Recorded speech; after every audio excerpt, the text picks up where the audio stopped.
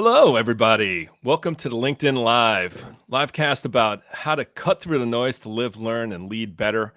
I'm Marc A Wolfe, best-selling author, consultant, strategist, and executive coach. And I'm here today with Tyler Marcus. Tyler. Hey everyone. I'm Tyler Marcus, the CEO of Gradmor. We run a workforce intelligence business that helps optimize worker productivity, performance, efficiencies using AI and data analytics. Really excited to be here with Marc. Marc and I have done many different things together. Many LinkedIn lives on leadership across different things and different topics.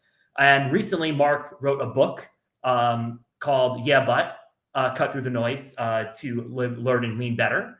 And today we're going to discuss some topics and some different things about the book. But first, I wanted to talk to Marc about and ask him a few questions, starting with what inspired him to write this book? What was the reasoning behind it?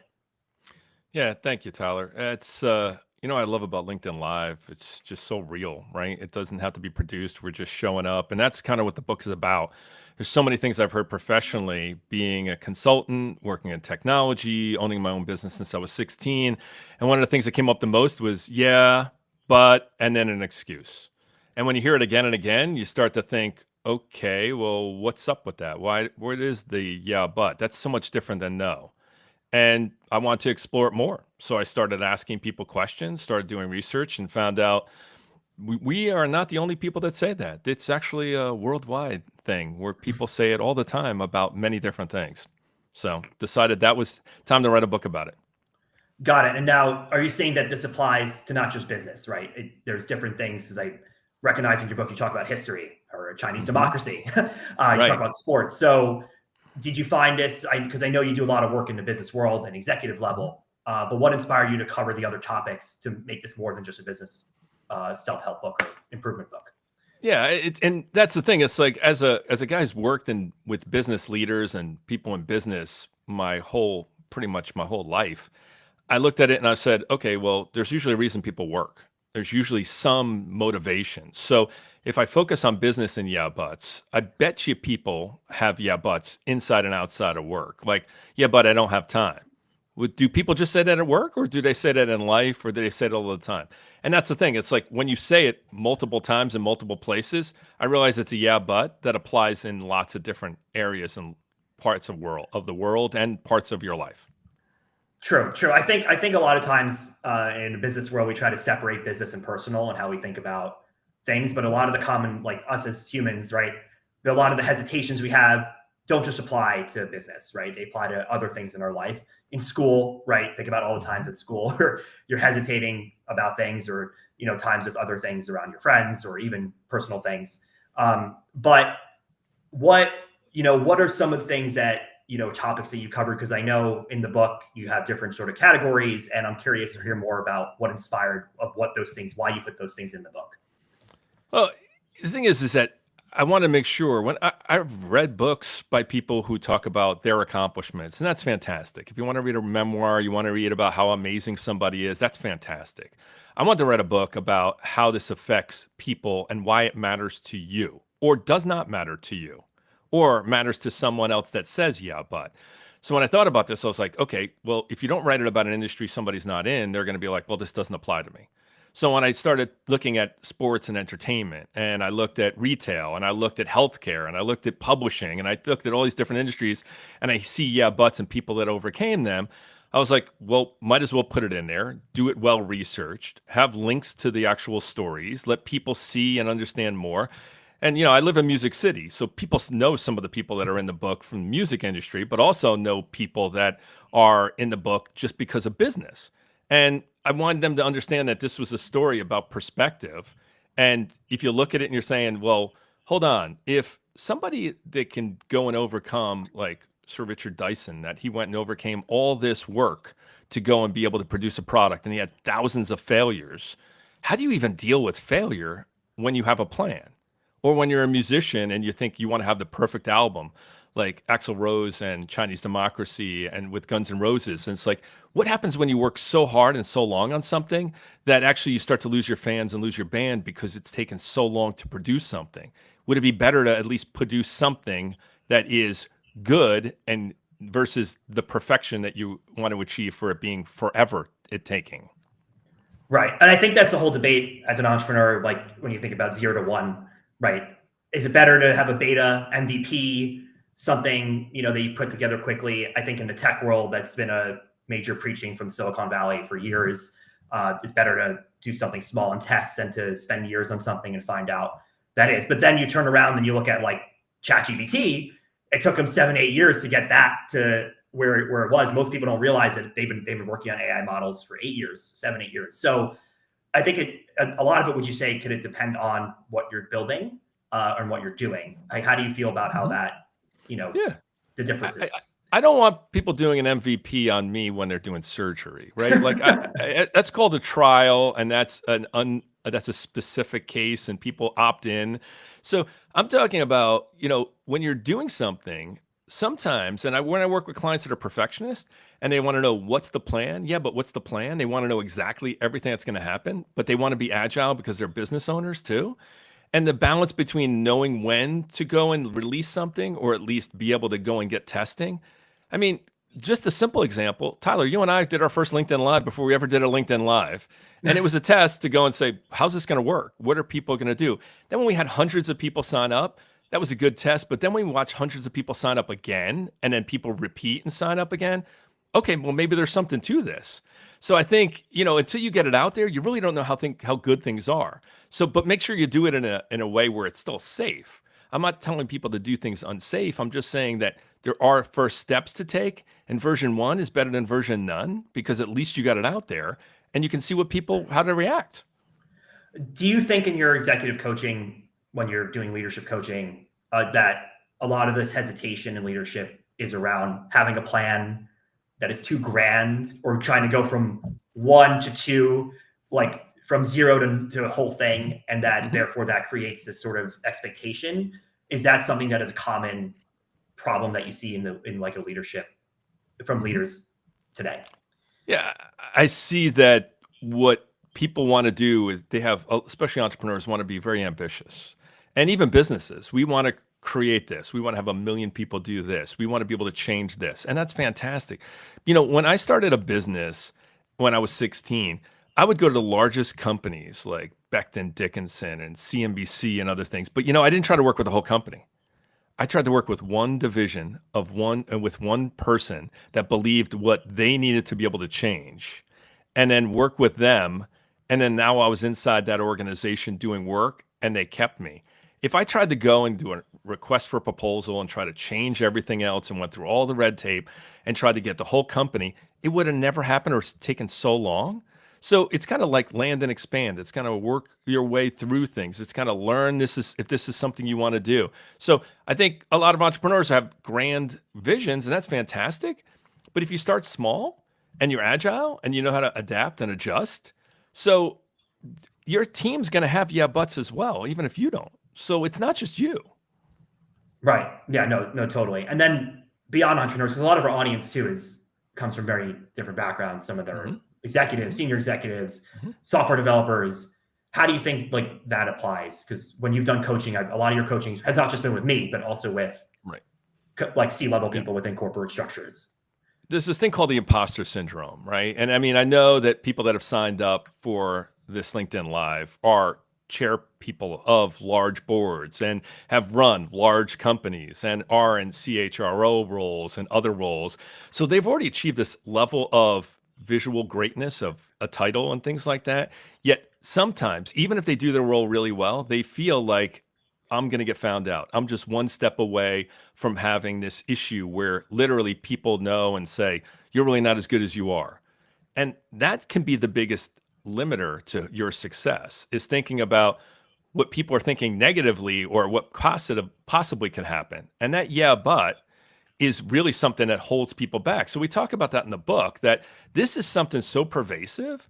And there's stats about over 60% of people that are in roles like this actually have these buts. And that's the thing. It's like, there's a chapter, but I need help, which means talking to somebody else, actually understanding what you do really well.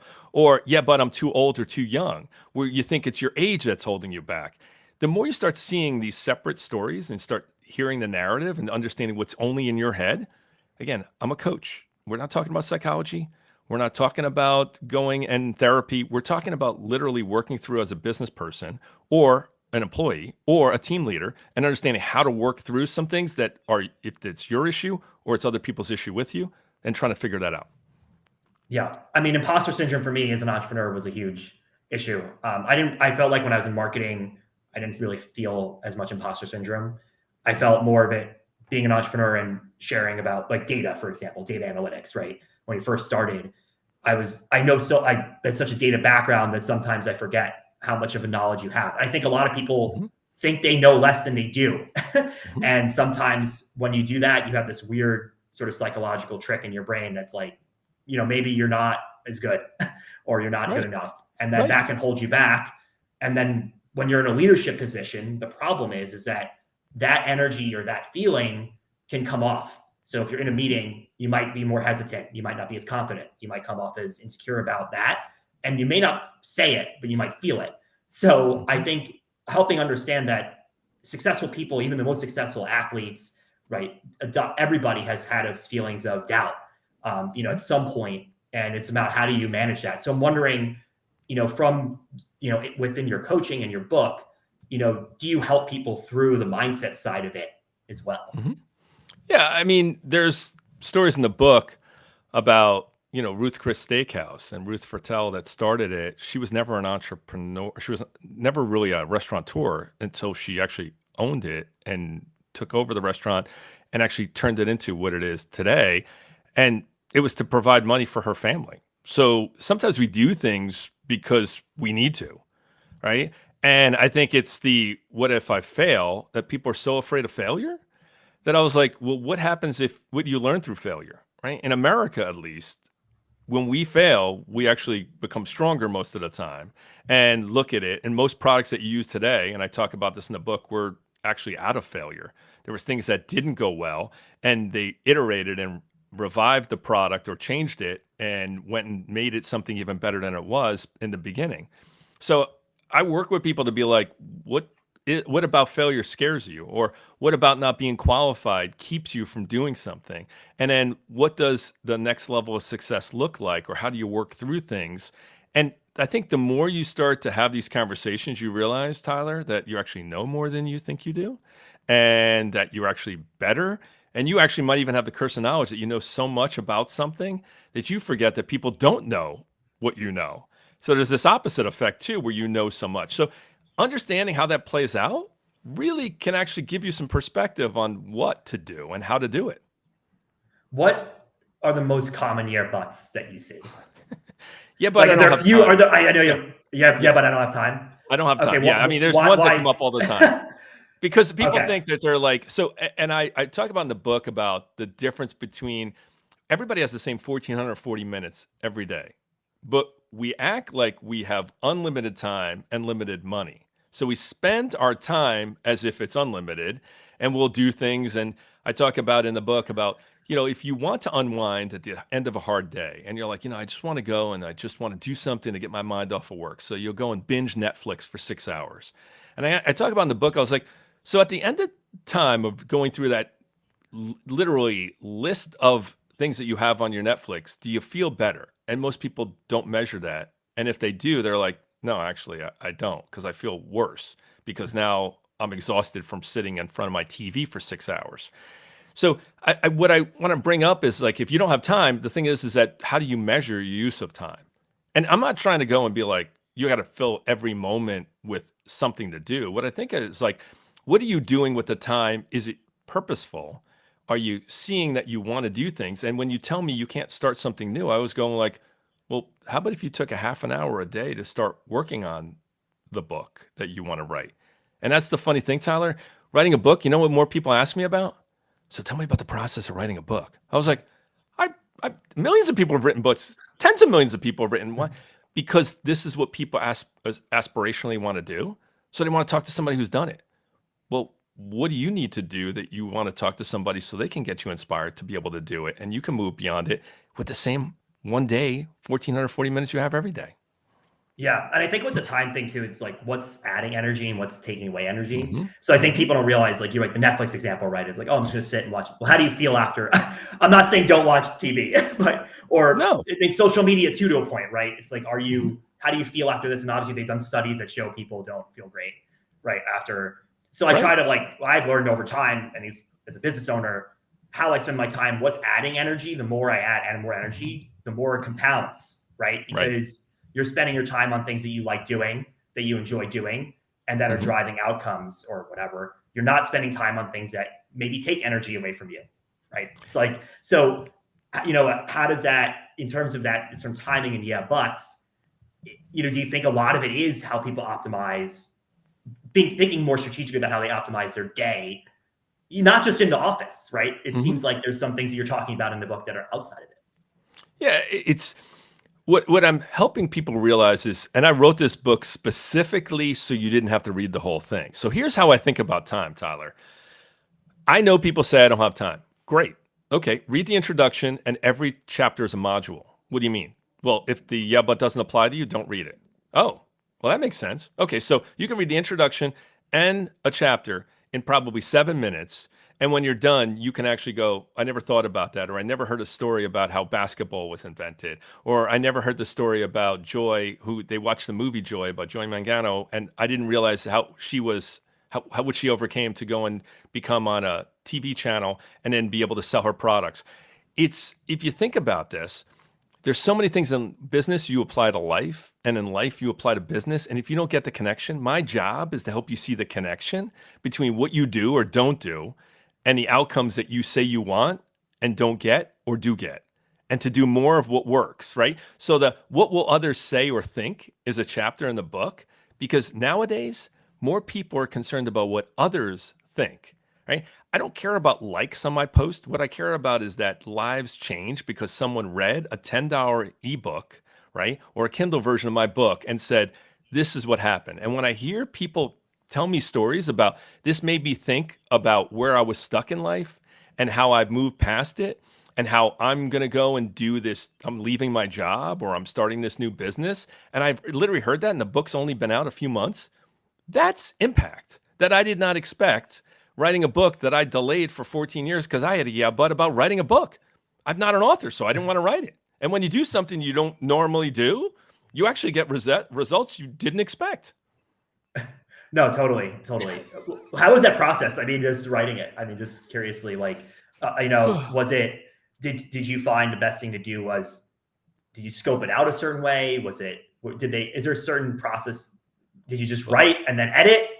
Like, so there's a lot of you different know? people that. So here's the easiest way, which I did not take.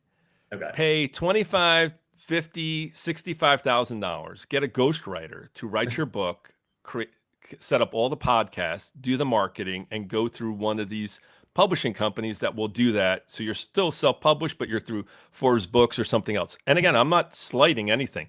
I just didn't want to go and spend that money to be able to do that process that way. So as a guy who's always kind of learned on his own and wanted to feel the bumps and bruises, but also be able to explain because I lived through the process, I went and found my own editor. And I went and found, and I took my story and the stories in my book and I recorded them verbally because it's easier for me to speak things out and get them transcribed and then go and get them edited and then look and see what they need to be, but not get them over edited to the point where they don't sound like me anymore. I don't want it to be an English grammar book. I want it to be the stories I've researched in a way where people can read them and be like, that sounds like Marc Wolfe. Okay. So by doing that and finding professional designers to do the cover and working, it took 18 months of being able to do it. Could it have happened faster? Yes, if this was the only thing I was doing, but I also run a business and also wanted to make money. And this was a project that took a lot more time, but I loved it. And I love, and I'm still learning. I'm going to be getting it in bookstores now. It's already on Apple Books. I'm going to be talking to other people to do more venues and events. I'm actually been doing keynotes where they're buying hundreds of copies of the book to give out to the crowd. So it's an awesome experience, but not everybody needs to write a book, but they need to do something that literally changes the way they think about what they do and how they do it. No, totally. Talk to me more about being led. Okay, so you had a case about when is it okay to be led instead of leading? Mhm. And I'm curious if you could share more about that, because I think in leadership, we think a lot about how we lead, but Mhm. when is it time to take a step back?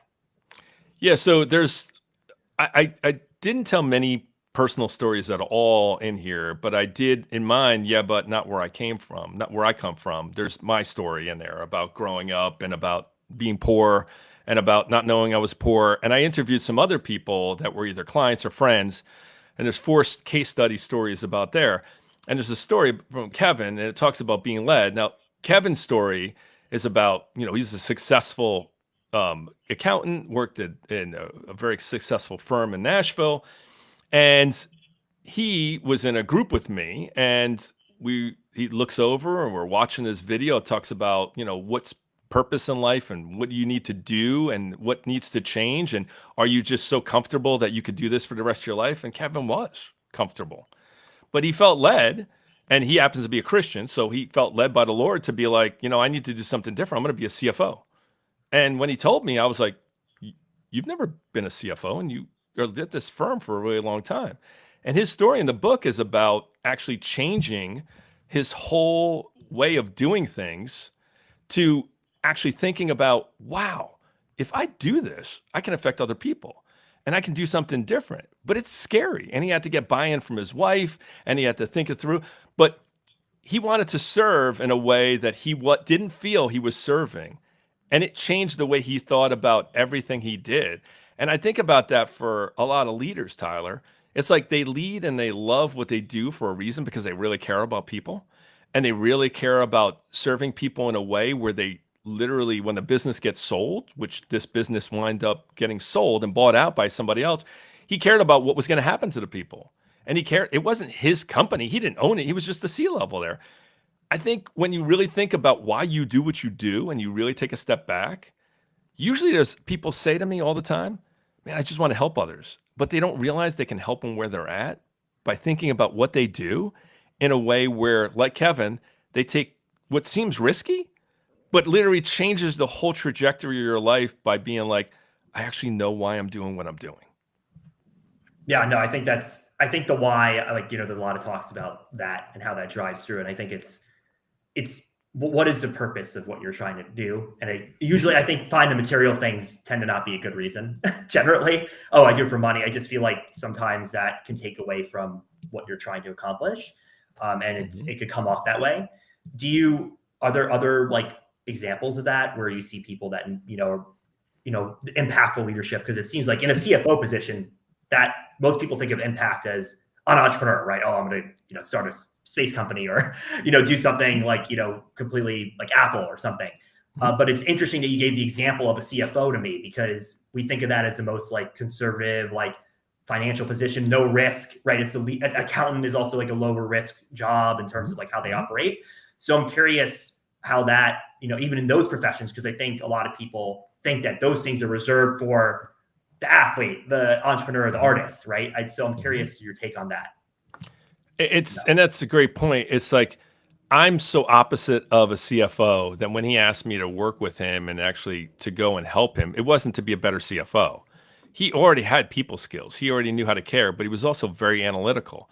And I think a lot of people look at it and go, well, this would be scary because this is out of my comfort zone.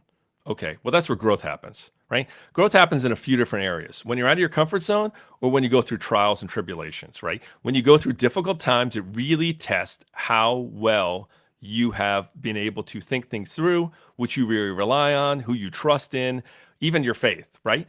And if you think about it, it's like people think and look up to athletes because they're very visible, or people in entertainment, etc. But you know what? There's people that sit around you at your company, and there's people that are leaders at your organization that actually have amazing stories if you actually sat down and had a conversation. The things they've overcome, right? The things that they're working through. And I think we really don't spend a lot of time, and this is my favorite part of every day. It's just when I go to an event and I just ask people not about what they do, but what they wish they would do. And you watch their face because they're like, did you just ask me what I wish I would do? And I was like, yeah, I don't really want to know what you do unless you love what you do. And almost 9 out of 10 of them say, well, this is what I really want to do. because they're on their way to something. Even if they have a sales job, they're on their way to something. They want to get money so they can do something. And if I don't tie them back to that and they forget that, they become the best salespeople that are alone on an island by themselves because they never got to do what they said they wanted to do with their life. And I think about this and I was like, Tyler, even our first conversation, right? I was like, I talk to people because I really want to understand people quickly. And most people tell you about what they care about, but most people don't listen. If we just listened more to what people say they care about, you can move them past the yeah, but just by being a friend. You don't even have to write a book. Let me write the book with the yeah, but, and you hand it out. And when you hand it out, you could be the person that helped people overcome a yeah, but. So I think I know when leaders and people in business really think about why they do what they do, if they wrote it down and actually remembered what their whole goal was, and they actually measured it against it, they would probably be doing something different today, either with their time or their energy or their focus.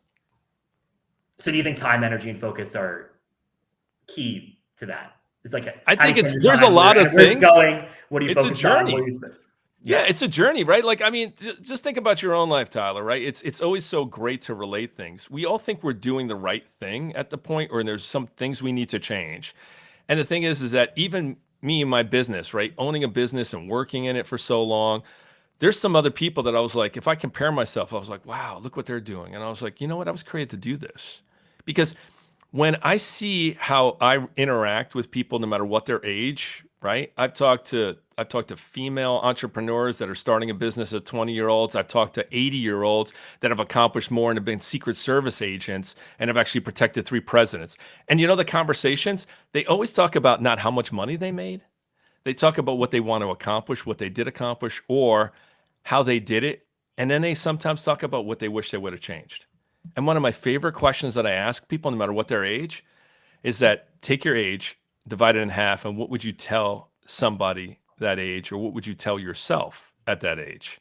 And it's usually something they wish they would have done or changed, not in regret, but more as in man, I wish I would have known this earlier. How about if we're all supposed to do that, right? How about if we're all supposed to think about what we should have done different, but we start acting like we can start changing things now because we can move past yeah buts. That's why I call them butt busters. I want to bust a butt, man. So if I have my age from 36 to 18, me in freshman year in college, that'd be quite the conversation. I'm sure it would have been. I mean, you were in Wisconsin back then, right? At 18? Yeah, it was. Yeah, that was in Madison. So yeah. So I mean, just think about the thing, and think about like, when sometimes people come from where they came from, they're like, hey, this is difficult. But as we kind of like wrap all this up, we could talk about this forever. Really, Tyler, tell me what you think are some takeaways, because you read the book, right? I mean, you have a copy, right? Okay, of the book, right? Okay. If I didn't have a copy, no, it's Kindle. No, it's audio. Okay. Even though I audio usually because yes, I'm gonna have an audio version. But tell me what you think. What are some of the biggest takeaways that you got from the book as we kind of wrap up? Okay, so the time, optimizing time. I think that I don't have time is, like you said, I find that sticks out to me. I've gotten better over the years about that, but I always think about, okay, like what am I doing with this time? And how do you work-life balance? I'm not saying you should be working like 100 hours, but how you even spend your life and what you're doing, and how's that adding energy? Is it taking away energy? So that's I think is one.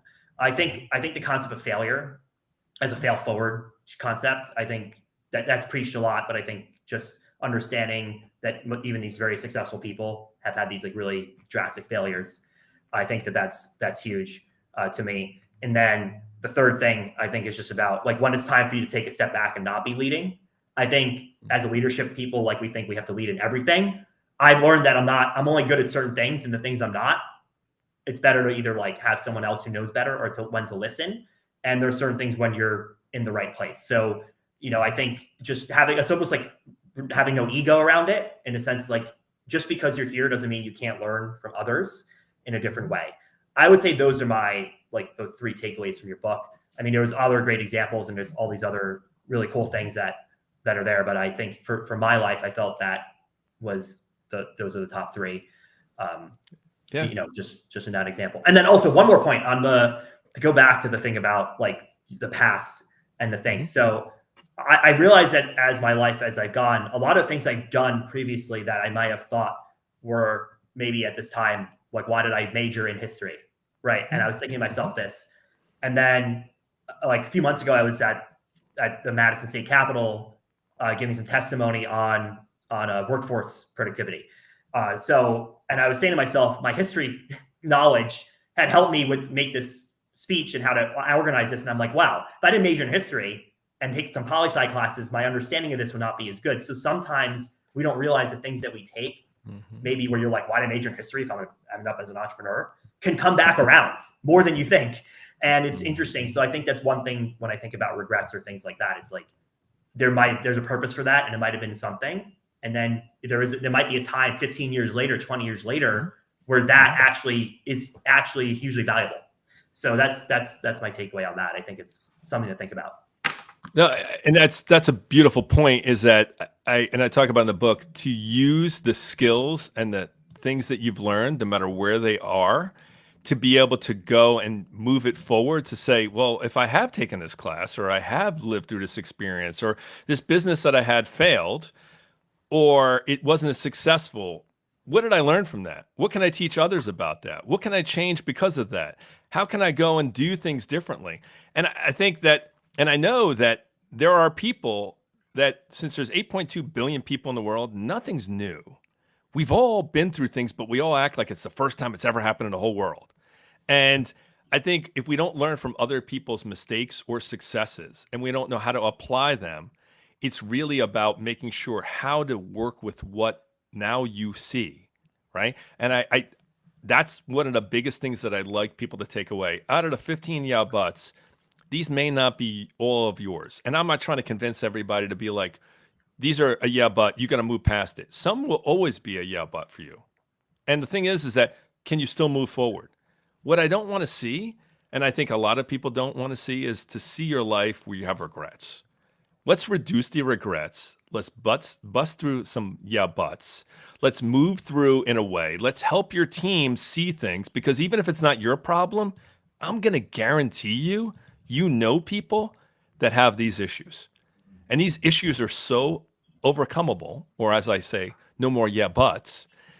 I think that the more you start to lean into it and helping others, you'll actually be able to do things as a team that weren't really going to happen unless you address this. And sometimes there's difficult conversations you need to have. That's why even on the podcast, I'll have professional organizational psychologists and other people that talk about all these issues, and even they have yeah buts, and they're professionals that actually know how to solve this stuff. We're humans. Let's act like right. Yeah, no, totally. I think it's identifying the yeah buts. Like for me, they're like the imposter syndrome, right? Well, it may come up every once in a while, but as long as you're identifying it and not like attaching it to your thoughts, because then that in the end can lead to like anxiety and stress and unnecessary things that can distract you. So it's identifying and observing versus absorbing and taking it, a feeling, and then turning that into something that it isn't. I think that's a huge component. So a lot of it is like the mindset stuff and how you think about it. So, Tyler, people ask me like, well, what do I do now? And that's what chapter 16 is about. Now what? Okay. So we hear about this, you watch this, and you're like, okay, so now what? How do I help my team? What goes on? The thing is that, like I said earlier, right, you can go and start thinking about this, because I don't want these just to be words. I want them to be actions, right? And the way to make them actions is to be like, does this matter to me? And if you're still here listening to us, it might matter long enough because you've been here for a little while. Download a sample chapter. Go to marcawolfe.com/book, right? Or go to Google or any of your favorite search engines, type in yeah and but with one T, not two, and Marc Wolfe, and I come up organically. I'm not paying for that, right? But look at that. Look at the book. Look at it at Amazon. Look at the 36 reviews that we have. Look at some of the best-selling authors that have actually endorsed the book, and some regular people that aren't authors that have endorsed the book. Download a copy for $10 or buy a hard copy and go and be able to like look at this and actually take it and work on it with somebody you care about well enough to say, what does this matter does this matter to me? And if it does, there's even lines to go through butt busters and questions to work through things. I don't consider this a self-help book. I just consider it a book to move people past an issue. And I'm focused on business people or leaders or employees or team members. And if it helps you and you want to call it self-help, great. I'm calling it a book that goes and helps people cut through the noise to live, learn, and lead better. That's what it's about. So we'd love you to join us in that journey. Well, Mark, thank you so much. It was great talking about these topics. It's really awesome. I enjoyed reading the book. Enjoyed talking more about it over LinkedIn Live. And any final words, or you think we're ready to sign off here? Yeah, no, I think I'm thankful for people that tuned in. I'm thankful for you, Tyler, and how much you've cared about what's going on, and even the friendship that we built through just conversations for people that didn't know each other. How about if this could be more people do the exact same thing? That's it. That's my takeaway is it's not just for me, who's an outgoing guy from New Jersey that now lives in Tennessee. It's literally a guy that or a girl or somebody that just wants to go and say, what am I hearing? Who can I have a conversation with? And how can I move past an issue? I just happen to call them yeah buts. So thanks for being here, and thanks for the interview.